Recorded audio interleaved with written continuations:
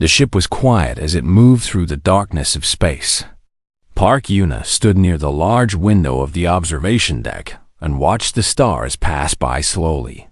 She was 42 years old, a diplomat who had spent her entire adult life talking to aliens and making peace between worlds. Today was supposed to be the most important day of her career. The Galaxy Council had finally agreed to meet with humanity.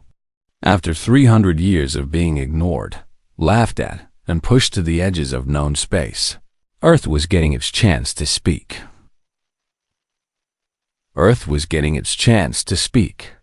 Yuna had been chosen to represent all of humanity. It was an honor that made her both proud and afraid. Her assistant, a young man named Choi Dong-ho, walked up behind her. He was only 25 years old, fresh from the diplomatic academy, and this was his first real mission. His hands were shaking slightly as he held a tablet computer. "Ambassador Park," he said softly, "we will arrive at the council station in 2 hours." Yuna turned to look at him. She could see the fear in his eyes, and she understood it completely. The Galaxy Council was made up of the 12 most powerful species in the known universe. They controlled everything.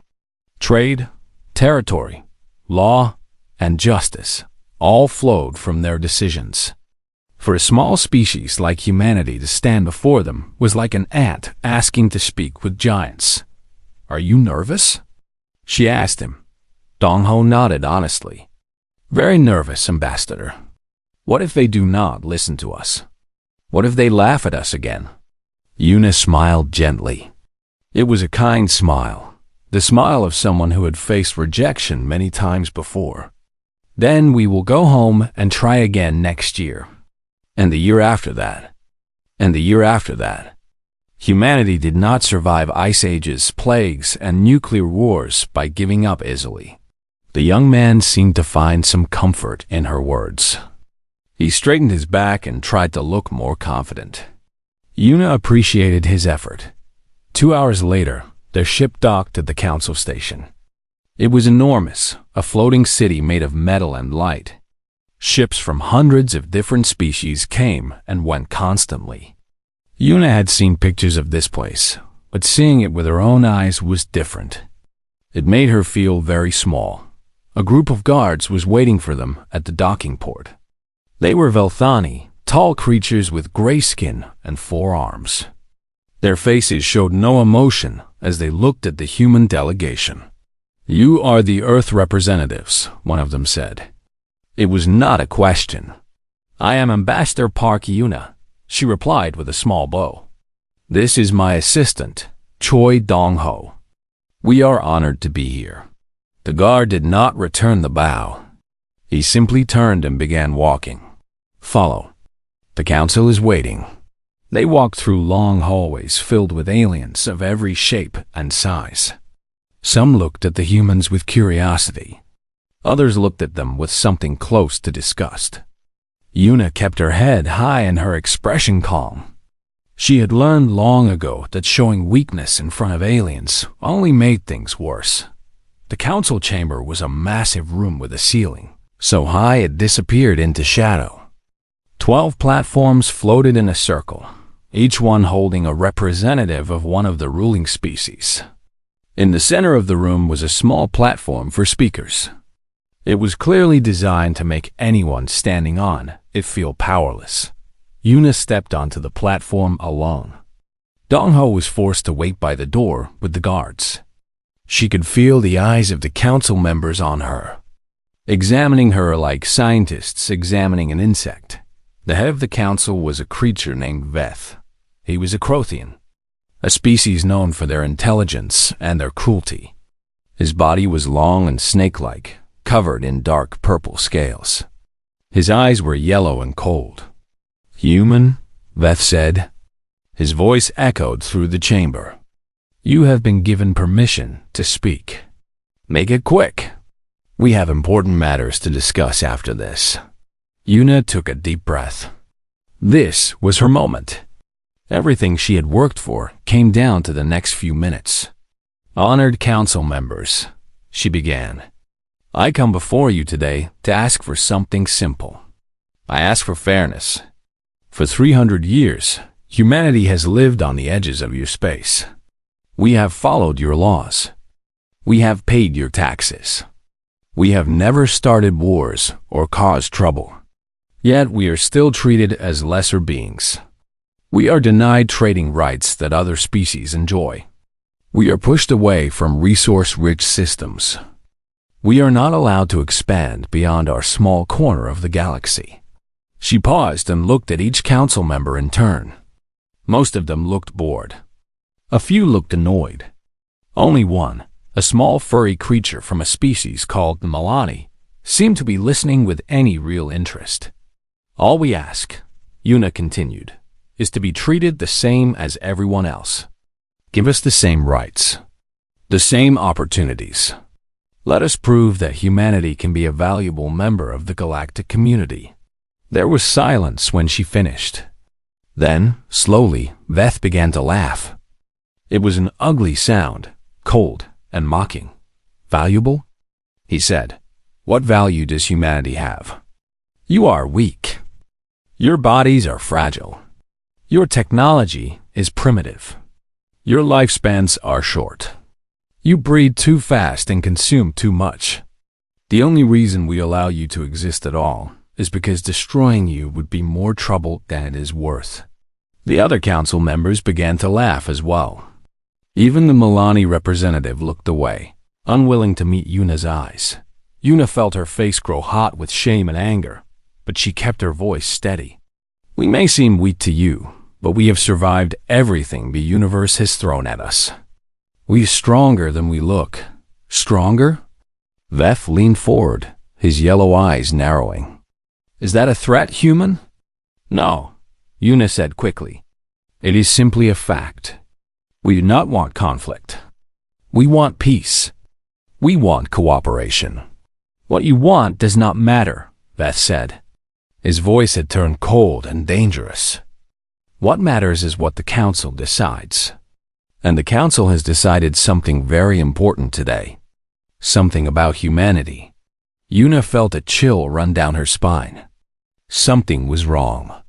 This did not feel like a normal rejection. 3 cycles ago, Veth continued, a human trading ship entered the Zorath system. This system is claimed by the Crothian Empire. Your ship was found stealing resources from one of our moons. That is impossible, Yuna said. No human ship would violate council territory. We know the consequences. Are you calling me a liar? Veth's voice was now a dangerous hiss. I am saying there must be some mistake. Please, let us investigate. If a crime was committed, we will make it right. There will be no investigation, Veth said. The crime has already been judged. The punishment has already been decided. Guards suddenly appeared around Yuna's platform. They grabbed her arms and forced her to her knees. She struggled, but they were too strong. What are you doing? She shouted. I am a diplomatic ambassador. I have immunity. Your immunity has been revoked, Veth said calmly. The council has decided that humanity must be taught a lesson. A lesson about what happens when small, weak species dare to challenge their betters. Dongho tried to run toward her, but guards grabbed him too. Ambassador! He screamed. No, you cannot do this. This is against galactic law. We are the law, Veth said simply. Yuna stopped struggling. She understood now. This had never been a real meeting. The council had already decided to make an example of humanity. Her death was planned before she even arrived. She looked at Dongho, who was crying and fighting against the guards holding him. Dongho, she said calmly, stop fighting. Listen to me. The young man froze, tears running down his face. Go home, Yuna said. Tell them what happened here. Tell them everything. Can you do that for me? He nodded, unable to speak. Good. She turned to face Veth, her eyes steady. You think killing me will teach humanity to be afraid? You are wrong. You do not know what humans become when they are angry. You do not know what we are capable of." Veth laughed again. "What can your primitive species possibly do to us? You have no fleet, no weapons, no power." Yuna smiled. It was not a kind smile. "You have no idea what we have. You never bothered to look." Veth waved his hand dismissively. "Kill her. Make sure the entire galaxy sees it. Let this be a warning to all who think they can challenge the Council." The guards forced Yuna's head down. A blade appeared in one guard's hand. Before it fell, Yuna pressed a hidden button on her belt. A small device activated, recording everything and transmitting it directly to Earth. The blade fell. Dongho screamed. The galaxy watched dot on Earth. The transmission arrived at the United Defense Command exactly 14 minutes later. Admiral Kang Tae-ho was the first to see it. He watched the entire thing in silence. When it was over, he stood up slowly and walked to a red panel on the wall. He had hoped he would never have to use it. Behind him, other officers were crying. Some were shouting. One had fallen to his knees. Tae-ho opened the panel. Inside was a single button marked with one word: Annihilation. He pressed it. Deep beneath the Earth's surface, machines that had been sleeping for centuries began to wake up. In hidden stations across 12 different moons and asteroids, ships that no alien had ever seen started to power up. Weapons that humanity had never revealed began to come online. The Galaxy Council thought they had executed a weak ambassador from a weak species. They had just started a war they could not possibly win. Admiral Kang Tae-ho did not sleep that night. He sat alone in his office, watching the recording of Ambassador Park Yuna's execution over and over again. Each time he saw the blade fall, something inside him grew colder. By morning, the cold had spread to every part of his soul. He was 63 years old. He had served in Earth's military for 40 years. He had trained his entire life for a war that everyone hoped would never come. Now it was here, and he found himself surprised by how calm he felt. There was no panic, no confusion, just a cold, clear certainty about what needed to be done. The button he had pressed the night before had sent signals to every corner of humanity's secret network. It had activated systems that most people did not even know existed. It had woken up the sleeping giant that Earth had kept hidden from the galaxy for 300 years. At 7 in the morning, Tae-ho walked into the main conference room of the United Defense Command. Every important military and political leader on Earth was already there, either in person or through holographic projection. The room was silent as he entered. President Yoon Hana sat at the head of the table. She was 55 years old, a former soldier herself before she entered politics. Her face showed no emotion, but her eyes were red from crying. Yuna had been her friend. "Admiral Kang," she said. Her voice was steady. "Report." Tae-ho stood at attention. "Madam President, Annihilation Protocol is now fully active. All 12 hidden stations have confirmed readiness. The 1st, 2nd, and 3rd fleets are powered up and awaiting orders. Total combat capability is at 98%. Murmurs spread through the room. Many of the political leaders had never known the true size of Earth's hidden military. They had been told, like everyone else, that humanity was weak and defenseless. Defense Minister Baek Seung-jin leaned forward. He was an older man with gray hair and a face full of scars from wars fought long ago. "Admiral, I need you to explain something to the council members who were not part of the original planning. Many of them do not understand what Annihilation Protocol actually means." Tae-ho nodded. He pressed a button, and a holographic display appeared in the center of the table. It showed a map of the galaxy with Earth's location marked in blue. 300 years ago, he began, when humanity first made contact with alien species, we quickly learned that we were not welcome in the galaxy. The Council saw us as pests. They pushed us to the edges of known space and made sure we stayed weak and poor. He pressed another button. The display changed to show hidden locations throughout the solar system and beyond. Our ancestors made a decision. They decided to pretend to be weak. They accepted every insult, every humiliation, every unfair law. They smiled and bowed and let the aliens think we were harmless. But in secret, they began to prepare. The display zoomed in on a moon orbiting Jupiter. Deep beneath its surface, a massive underground facility was revealed. For 300 years, humanity's greatest scientists and engineers have been working on weapons and technology that no alien has ever seen. We did not share our best inventions with the galaxy. We kept them hidden. We waited. Another button press showed the ships. They did not look like anything the galaxy had seen before. They were sleek, black, and covered in strange angles that seemed to bend light around them. We built a fleet of 2,000 warships. Each one is equipped with technology that is at least 300 years ahead of anything the Council has. Weapons that can destroy planets. Shields that can stop any attack. Engines that can cross the galaxy in days instead of months. The room was completely silent now. Even the political leaders who had known about the secret program were shocked by the true scale of what had been built. President Yoon spoke first. Why did we hide all of this? Why did we not use this power to demand respect? Taeho turned to face her directly.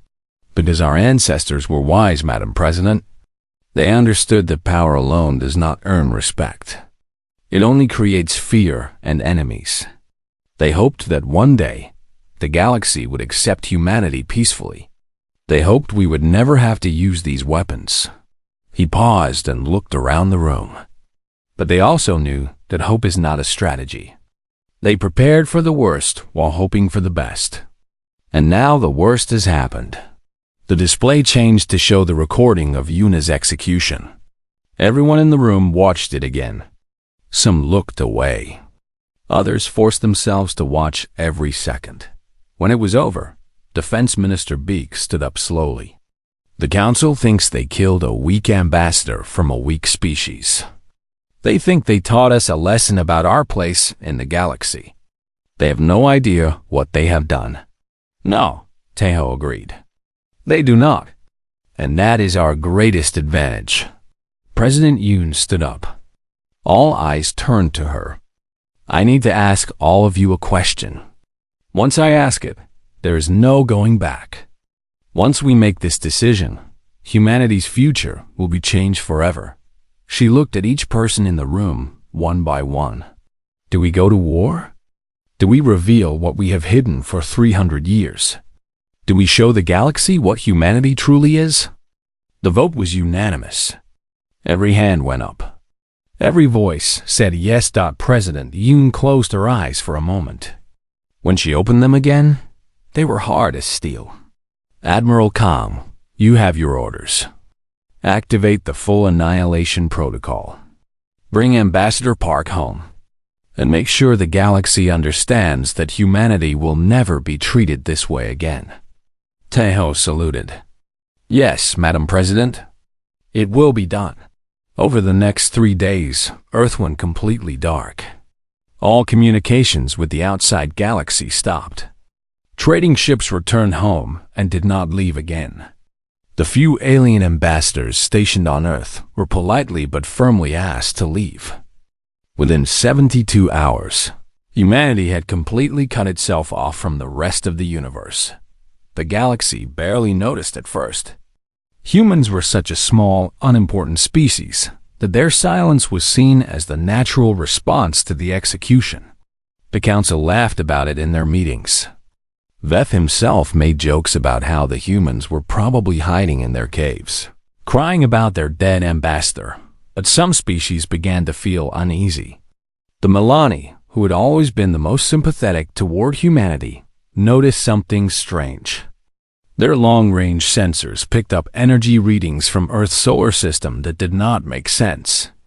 Huge amounts of power were being generated from locations that were supposed to be empty. Commander Ko Ji Young was in charge of the main communication center on Earth. She was 38 years old, a brilliant strategist who had spent her career planning for this exact moment. For 3 days, she had been coordinating the awakening of humanity's hidden forces. "Report," she said to her team. Lieutenant Park Yumbai checked her screens. She was only 24 years old, one of the youngest officers in the command, but she was also one of the smartest. All 12 stations are now fully operational. Fleets 1 through 4 are assembled and ready. Fleet 5 is at 80% readiness and will be complete within 6 hours. Weapon systems? All online. The planet crackers have been tested and are functioning at full capacity. The reality bombs are stable. The void cannons are charged. Ji Young nodded. These were weapons that the galaxy could not even imagine. Humanity had not just been preparing for war. They had been preparing to end wars permanently. "What about the Council?" Ji Young asked. "Any response to our silence?" Another officer, Captain Yoon Hyun-woo, pulled up a display. "They are celebrating, Commander." Veth gave a speech yesterday, calling the execution a great victory for galactic order. He said humanity has been put in its proper place. Ji Young smiled coldly. "Good, let them celebrate. It will make what comes next even more surprising." Deep beneath the surface of Europa, one of Jupiter's moons, Admiral Kan Tae-ho walked through the largest shipyard humanity had ever built. Thousands of workers moved around him, making final preparations on ships that would soon change the galaxy forever. His second-in-command, Captain Baek-so-ra, walked beside him. She was 35 years old, a warrior born and raised for this moment. Her family had served in Earth's secret military for 5 generations. "Admiral," she said, "the first fleet is ready to launch. We can begin the operation within 12 hours. Tae-ho stopped walking and looked at the ships around him. Each one was a masterpiece of human engineering, the result of 3 centuries of hidden research and development. They were beautiful in the way that weapons are beautiful, all smooth lines and deadly purpose. Do you remember what Admiral Park Yuna said to me before she left for the Council?" He asked. Sora shook her head. She said that she hoped she would never see these ships fly. She said her greatest wish was that humanity would find peace without having to fight for it. He paused. "She was always an optimist." "She was a hero," Sora said firmly. "She died believing in peace. Now it is our job to make sure her death means something." Tae-ho turned to face her. "It will mean something. I promise you that. The galaxy took something precious from us. Now we will take everything from them." He looked up at the largest ship in the fleet. It was called the Judgment, and it was the most powerful weapon humanity had ever created. It would carry him into battle. It would carry humanity's anger and grief across the stars. "Send the message to all stations," he said. "Operation begins at midnight. Tell everyone to prepare for war." Sora saluted and walked away to deliver the orders. Tae-ho stood alone in the shipyard, surrounded by the tools of humanity's R2 weeks had passed since the execution of the human ambassador. The Galaxy Council had returned to its normal business, barely thinking about the small, weak species they had punished. There were more important matters to discuss: trade agreements, territorial disputes, and the endless politics that kept the 12 ruling species in power. Counselor Veth was in a particularly good mood. The execution had sent a strong message to all the lesser species in the galaxy. 3 other species had already sent messages of loyalty, promising to never challenge council authority. His position as head of the council had never been stronger. He was sitting in his private chamber, reviewing reports from his advisors, when his communication device beeped. It was his intelligence chief, a Crothian named Sath. "Counselor," Sath said, his image appearing as a hologram. I have a small matter to report. What is it? Veth asked without looking up from his reports.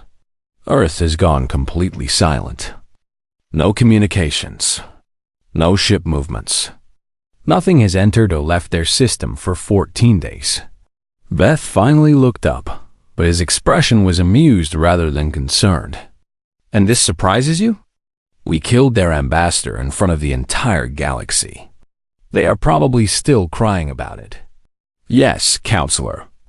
I assumed the same thing. But our long-range sensors have detected some unusual energy readings from their solar system. Very unusual. Unusual how? Sath hesitated. We are detecting power generation levels that should be impossible for their technology.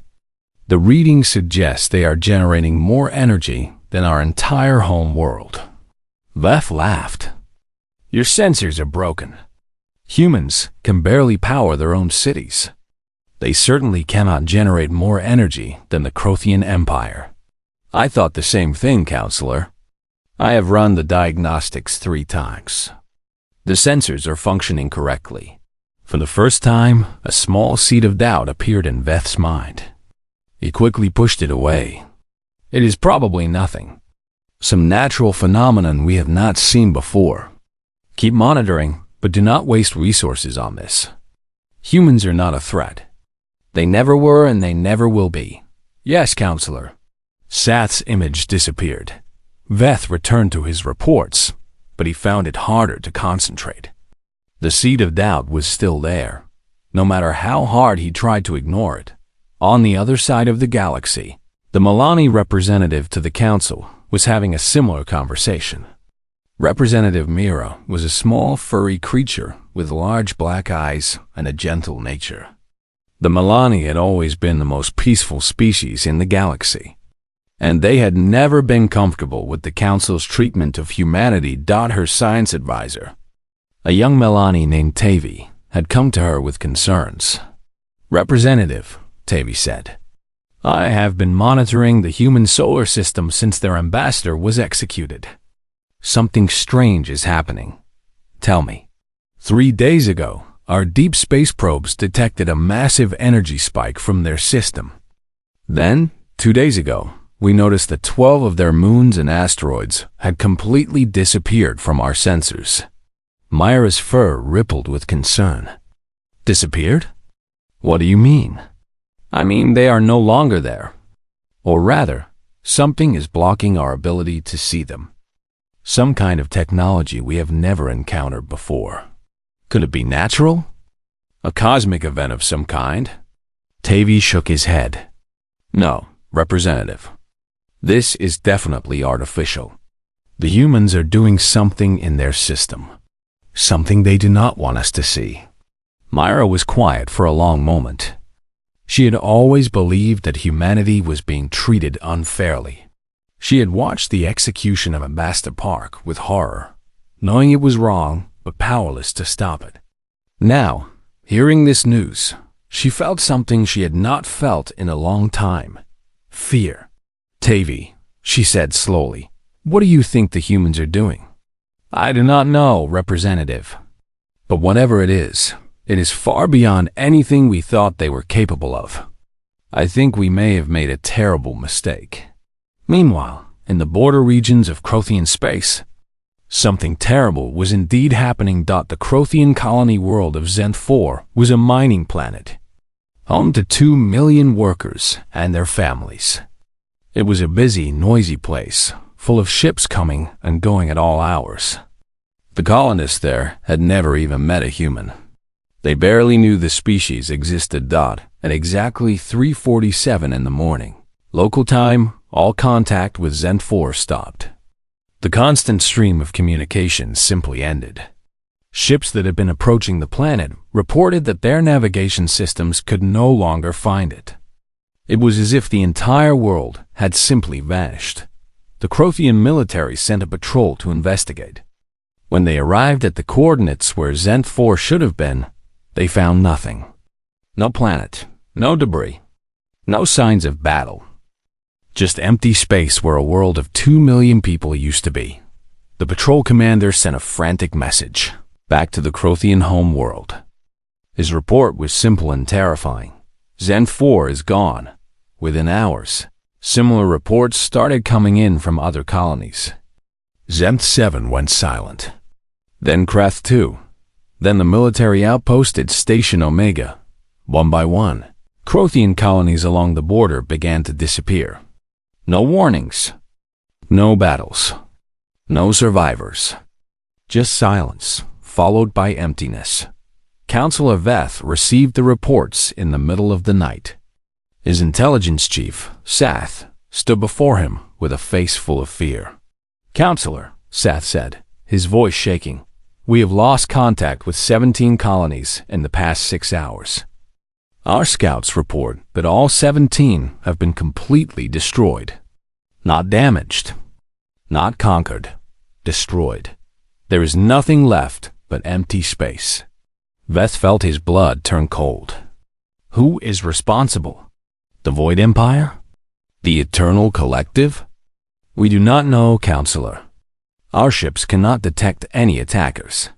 Whatever is doing this is completely invisible to our sensors. That is impossible.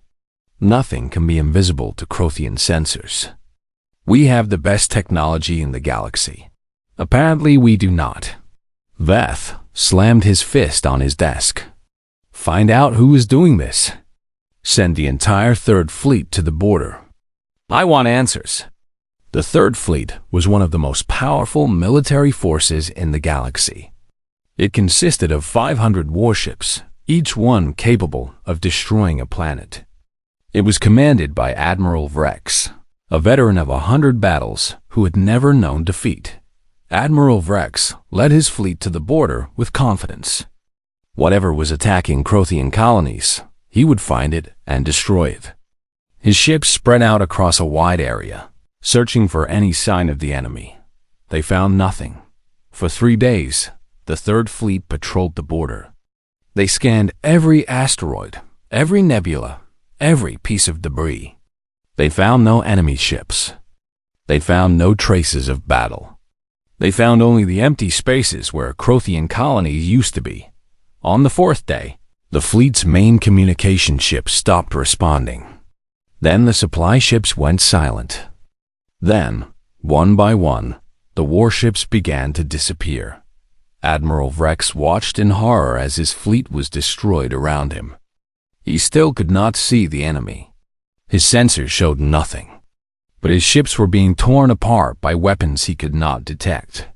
All ships retreat. He screamed into his communicator. Fall back to the home world. Fall back immediately. Of the 500 ships that had come to the border, only 37 made it back.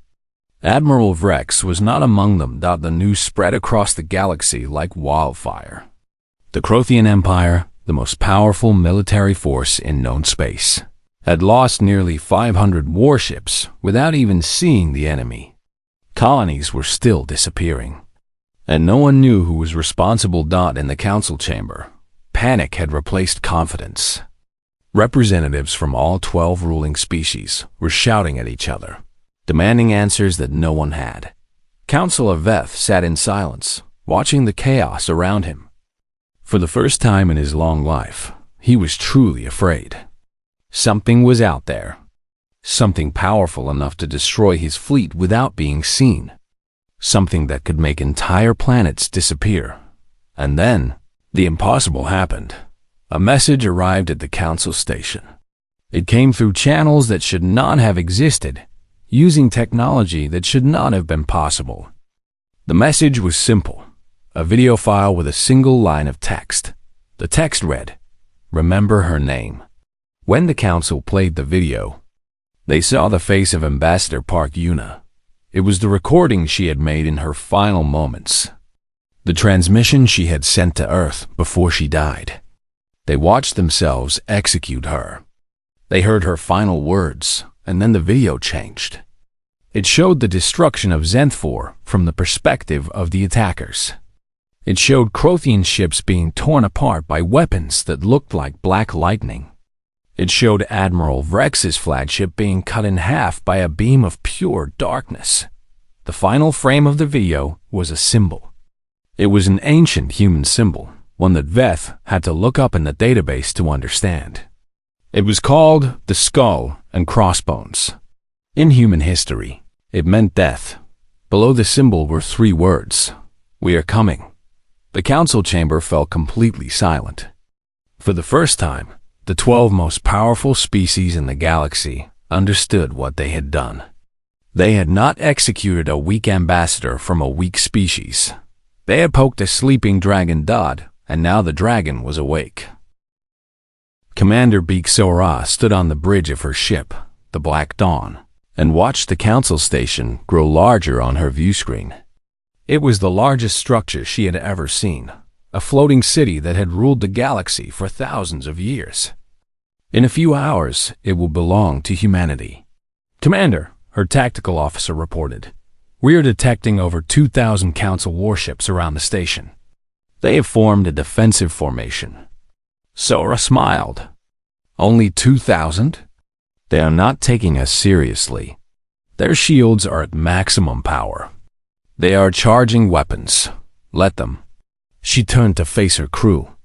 The bridge was filled with young officers, men and women who had trained their entire lives for this moment. They looked nervous but determined. She was proud of all of them. "Listen to me," Sora said. "What we do today will change history. For 300 years, our ancestors suffered in silence. They were mocked. They were humiliated. They were treated like animals. And they took it all without complaint because they knew this day would come." She pointed at the council station on the view screen. "Today, the galaxy learns the truth about humanity. Today, we stop pretending to be weak.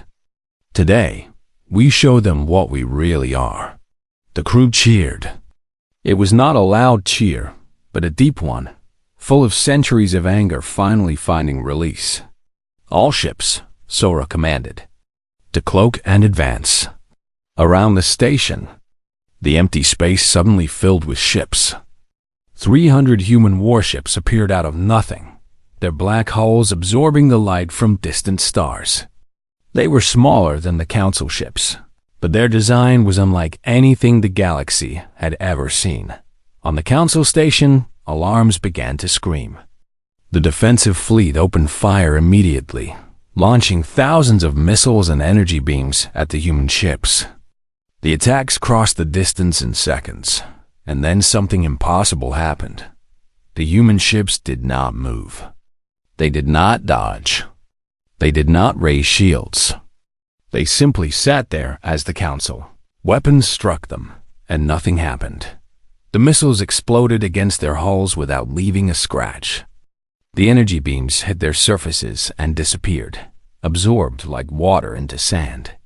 The entire combined firepower of 2,000 council warships had exactly zero effect on 300 human ships.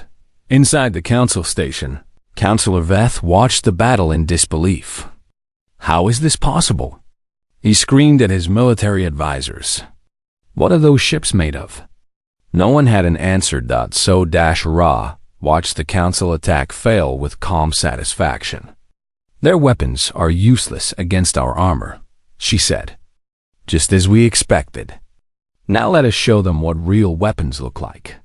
She pressed a button on her command chair. "All ships, engage the void cannons. Target the enemy fleet. Disable, do not destroy. We want prisoners." The Black Dawn's main weapon powered up. It was called a void cannon because it fired concentrated beams of artificially created dark matter. When the beam hit something, it did not explode or burn. It simply erased whatever it touched from existence. The first shot hit a council battleship directly in the engine section. The back half of the ship simply vanished, leaving the front half spinning helplessly in space. The crew inside was alive, but trapped. More shots followed. Human ships fired with surgical precision, cutting the council fleet apart piece by piece. They targeted engines, weapons, and communication systems, carefully leaving the crew compartments intact.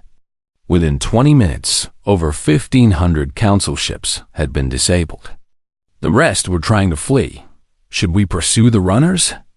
The tactical officer asked. No, Sora said. Let them go. Let them tell everyone what they saw here today. She turned her attention to the council station itself. It was heavily armed, but its weapons were no more effective than the fleets had been. Human ships surrounded it like wolves around a wounded animal. Open a channel to the station, Sora commanded. It is time to talk. Inside the council chamber, chaos had completely taken over. Representatives were screaming at each other, blaming each other for the disaster.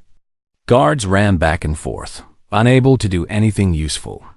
Counselor Veth sat in his chair, his purple scales pale with fear, when the communication screen activated. Showing Commander Beak Sora's face, the room fell silent. Council members, Sora said calmly. My name is Commander Beak Sora of Earth's First Fleet. You may have noticed that your defensive fleet has been disabled. Your weapons are useless against our ships. Your station is surrounded. You have no options. Veth found his voice. What do you want, human? Want? Sora's eyes grew cold. A month ago, you publicly executed our ambassador, a woman who came to you in peace, asking for nothing but fairness. You murdered her to send a message. Now we are sending our own message.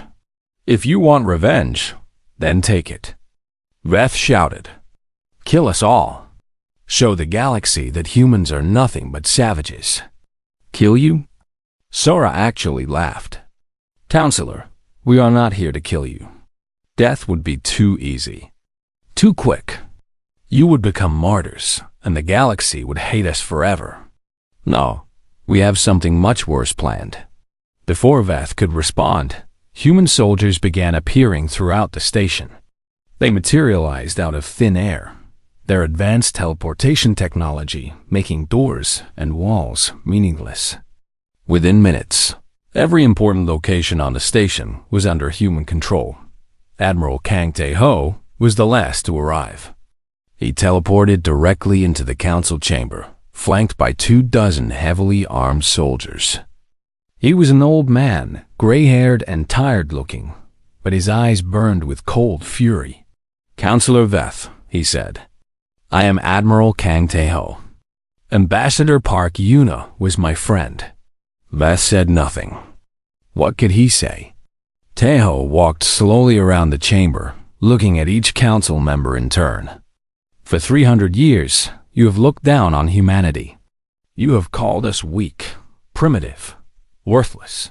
You have pushed us to the edges of the galaxy and laughed when we asked for fairness. He stopped in front of Veth. What you did not know is that we were never weak. We simply chose not to show our strength. Our ancestors believed that war should always be the last option. They believed that peace was worth any sacrifice, even their pride. Tae-ho pulled out a small device and pressed a button. A holographic image appeared in the center of the chamber. It showed Yuna's face, smiling and kind. Ambassador Park believed the same thing. She believed that even species like you could learn to see humanity as equals. She died for that belief. His voice hardened. I do not share her faith. I do not believe you can change. But I will honor her memory by giving you a chance to prove me wrong. What do you mean? Veth asked. You are going to make a choice, Counselor. All of you are going to make a choice. You can fight us and die. Your species can be wiped from the galaxy, your planets turned to ash, your history erased forever. Our weapons can do this. You have seen what we are capable of. He paused. Or you can surrender. You can give up your seats on the council. You can hand over all your military technology. You can open your borders to human trade and settlement. You can admit publicly that you murdered an innocent ambassador and that humanity deserves to be treated as equals. The council chamber was absolutely silent. You would not destroy entire species, Veth said, but his voice was uncertain. Even humans would not commit such an evil act. Taeho's expression did not change. 3 days ago, I ordered the destruction of the Crothian Military Academy on Zenth Prime. There were 40,000 cadets there. They are all dead. Veth's scales went completely white. I did not enjoy doing it, Taeho continued. But I wanted you to understand that I'm not bluffing. Humanity has the power to end your species. Whether we use that power is up to you. This is barbarism.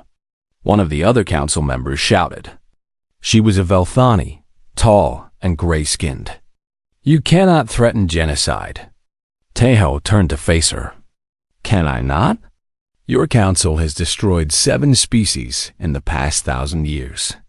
You wiped them out for being inconvenient. You erased their cultures, their histories, their very existence. And you called it maintaining order. He pointed at the hologram of Yuna. We learned from you. We learned that in this galaxy, only the strong survive. So we became strong. Stronger than you could ever imagine. And now you will experience what it is like to be weak. The Velthani had no response. Taeho looked around the chamber one more time. You have 1 hour to decide. Surrender and survive, or fight and die. The choice is yours. He turned and walked toward the door, his soldiers following him. At the threshold, he stopped and looked back. One more thing. We are taking Ambassador Park's body home. If anyone tries to stop us, I will personally give the order to destroy this station and everyone on it. Then he was gone. The hour that followed was the longest in the Council's history. The 12 ruling species argued and shouted and threatened each other. Some wanted to fight, believing that honor demanded resistance. Others wanted to surrender immediately, knowing that survival was more important than pride. In the end, survival won. When the hour was up, Councillor Veth personally delivered the Council's surrender to Admiral Kan Taeho. It was the most humiliating moment of his long life, but he had no choice. He had seen what human weapons could do. He knew his species would not survive a war. Commander Beek-So Ra watched the surrender ceremony from her ship. When it was over, she allowed herself a small smile. Signal the fleet, she said. Phase 1 is complete. Begin Phase 2. Her tactical officer nodded. What is Phase 2, Commander? Sora looked at the defeated Council station. 1 year had passed since the Council's surrender. The galaxy had changed in ways that no one could have imagined. The old order, which had ruled for thousands of years, had crumbled in a matter of weeks. In its place, something new was being built. Guided by human hands, Admiral Kan Taeho stood in a room that had once belonged to Councillor Veth. It was a grand space, filled with expensive furniture and art from 100 different worlds. Veth had spent centuries collecting these treasures, symbols of his power and importance. Now they belonged to humanity.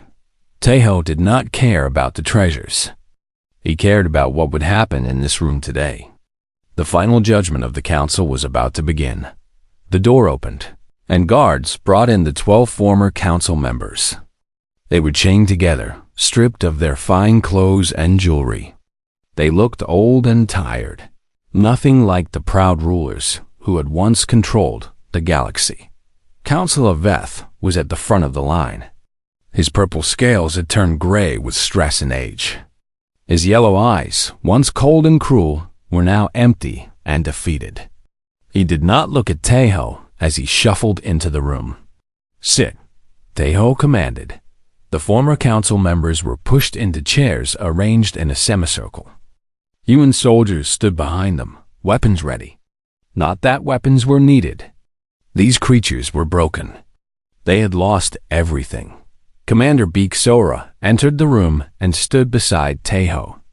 Behind her came Choi Dong-ho, the young assistant who had watched Ambassador Park die 1 year ago. He had grown older in that year, harder.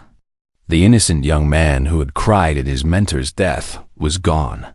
replaced by someone who had seen War. President Yoon Hana appeared on a large view screen on the wall. She was not physically present, but her image was clear and strong. The leader of humanity wanted to witness this moment. "Admiral Kang," she said, "you may proceed." Taeho nodded and turned to face the prisoners. "1 year ago, you murdered Ambassador Park Yuna. You killed her in front of the entire galaxy because you wanted to teach humanity a lesson. You wanted to show everyone that small, weak species should know their place." He walked slowly along the line of prisoners, looking at each one. "Today, we are going to teach you a lesson instead." He pressed a button on a small device in his hand. The room's lighting dimmed, and a holographic projection appeared in the center of the space. It was the recording of Yuna's execution. "You have all seen this before," Taeho said. "You have watched it many times since your surrender. But today, you will watch it one more time, and you will understand exactly what you destroyed." The recording played. The former council members were forced to watch as Yuna stood before them, asking for nothing but fairness. They watched themselves laugh at her. They watched Veth order her death. They watched the blade fall. When it was over, Dong-ho stepped forward. His eyes were wet with tears, but his voice was steady. "Ambassador Park was the kindest person I ever knew," he said. "She believed in peace. She believed that even creatures like you could learn to be better. She died because she trusted you to act with honor." He looked directly at Veth. "She was wrong to trust you, but she was not wrong about humanity. We are better than you, and we will prove it today." Taeho stepped forward again. "Here is your judgment. Listen carefully, because this will determine the future of your species." The former council members looked up, fear in their eyes. They expected death. They had been expecting death for a year. "We are not going to kill you," Taeho said. Surprise rippled through the prisoners. "We are not going to destroy your species. We are not going to burn your planets or erase your histories. We could do all of these things. We have the power, but we choose not to. Why?" Veth asked. It was the first word he had spoken since entering the room. "Because that is not who we are." Taeho's voice was hard but controlled. Ambassador Park did not die so that humanity could become monsters. She died believing in a better galaxy. We will build that galaxy in her memory. He pulled up another holographic display. It showed a map of the galaxy, with human-controlled territories marked in blue. The blue areas had grown significantly in the past year. Instead of destruction, we offer transformation. Your species will keep your home worlds. You will keep your cultures and your histories. But you will no longer rule. The display changed to show economic charts and trade routes. Your resources now belong to the Galactic Union, the new government that humanity has established. Your technology has been shared with all species, not just the powerful ones. Your fleets have been disbanded. You are now equal to the species you once oppressed." Veth's face twisted with anger. "You call this mercy? You have taken everything from us." "Yes," Taeho agreed calmly. "We have taken everything that made you think you were better than others. Your power, your wealth, your pride. These things are gone." He leaned closer to Veth. "But we have left you something that you never left the species you destroyed. We have left you your lives. We have left you your homes. We have left you your future, a future as slaves." The Volthani representative spat. "No, a future as equals. The same future humanity asked for before you murdered our ambassador. The same chance you refused to give us." Taeho straightened up and addressed all the prisoners. "You will spend the rest of your lives watching the galaxy change. You will see the species you oppressed rise up and build new civilizations. You will see humanity lead, not through fear, but through example. You will see everything you believed about the universe proven wrong." He smiled coldly. "That is your punishment. Not death, which would be quick and simple. You will live with the knowledge of what you did and what you lost. You will die knowing that the galaxy became better without you." The room was silent. Some of the former council members were crying. Others stared at the floor in shame. Veth sat motionless, his empty eyes fixed on something only he could see. President Yunhana spoke from the view screen. "The judgment is recorded and will be broadcast to every world in the galaxy. The former council members will be returned to their home worlds to live out their lives in peace. They will not be harmed, but they will never hold power again." She paused. "Let this be a lesson to the entire galaxy. Humanity came in peace and was answered with murder. We could have responded with destruction. Instead, we chose to build something better. That is the human way." Her image faded from the screen. Tae-Ho turned to Sora. "Take them away. Make sure they reach their home world safely." Sora nodded and began directing the guards. The former rulers of the galaxy were led out of the room one by one, chains clinking softly against the floor. Veth was the last to leave. At the door, he stopped and looked back at Tae-Ho. "You think you have won," he said quietly. "But power corrupts.